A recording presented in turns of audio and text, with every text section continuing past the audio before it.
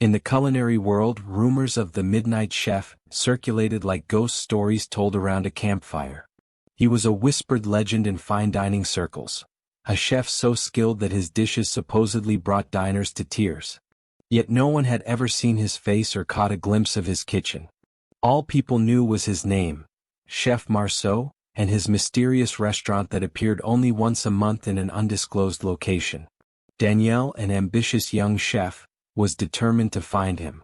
She worked tirelessly in a popular city bistro, but her culinary passion felt stifled by mediocrity. When she overheard two regular patrons mentioning Chef Marceau's next event, her curiosity turned into obsession. His restaurant is opening this Saturday at the edge of the old industrial district, one patron murmured over a glass of wine. Invite only. And the menu? Allegedly otherworldly. Danielle pretended not to listen, but her mind churned with possibilities. She spent the next few days researching Chef Marceau, learning nothing concrete, only layered stories that contradicted one another. One article claimed his cuisine unlocked suppressed memories. Another hinted that patrons never returned to normal life afterward. By sheer determination, Danielle obtained a counterfeit invite through an anonymous online forum. It was handwritten and came with strict instructions. 1. Arrive at the stated address precisely at 11:57 p.m. 2. Do not bring any guests. 3. Do not leave your table before the meal concludes.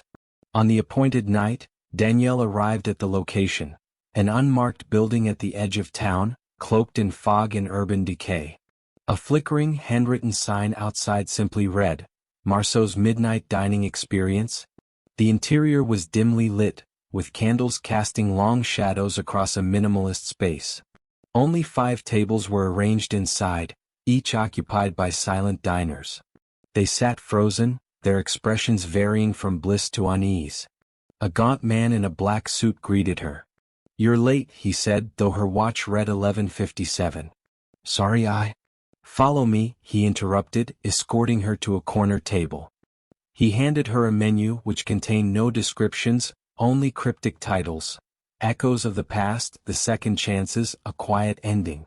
A single waiter approached. "Have you decided?" Danielle hesitated. She pointed to Echoes of the Past. The waiter nodded without a word and disappeared into the shadows. Moments later, a small porcelain dish was placed before her. The dish was exquisitely presented, a single white mushroom atop a dollop of golden puree, drizzled with an earthy reduction. The aroma hit her instantly, warm, familiar, like her grandmother's kitchen. Danielle took a bite and memories crashed over her like a wave. She was 6 years old, sitting at her grandmother's table watching her knead dough for mushroom dumplings. She could hear her laugh, smell her lavender perfume. Tears streamed down her face before she realized she was crying. The waiter took the plate before she could protest. The second course, The Second Chances, arrived in the form of a delicate fish, enrobed in a sauce as dark as the deepest ocean. This time the flavors were rich but unsettling. As the taste unfolded, a surge of regret tightened her chest. Memories of her failed relationship surfaced. The nights she neglected her partner, choosing work over love. The dish seemed to amplify her guilt, whispering that it was too late to fix what had been broken. Danielle pushed the plate away, shaken. Other diners glanced at her with hollow eyes, as if understanding her torment. The final course, A Quiet Ending, arrived without her ordering it. A small dessert rested on a black plate, a single slice of blood-red cake topped with an edible gold shard. She hesitated. "What's in it?" she asked the waiter. "An ending," he replied. Her hunger vanished, replaced by fear.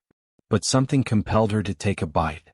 The sweetness was intoxicating, masking an underlying bitterness. The room began to spin and her body felt weightless. Shadows crept from the edges of her vision, devouring the light. Danielle woke in an empty room, the restaurant now dark and lifeless. Chairs were overturned, tables bare.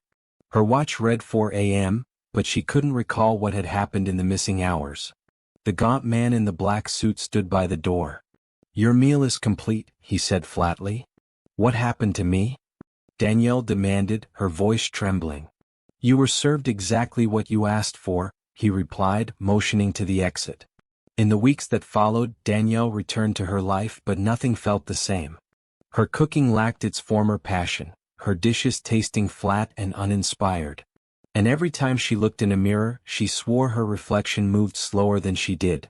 The final straw came when she received a letter in her mailbox. No postage, no return address.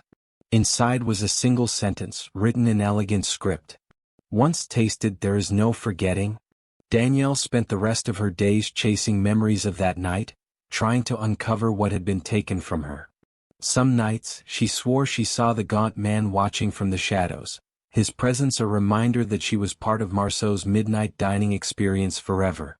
She had wanted greatness and it had consumed her. Now she was just another ghost story in the culinary world.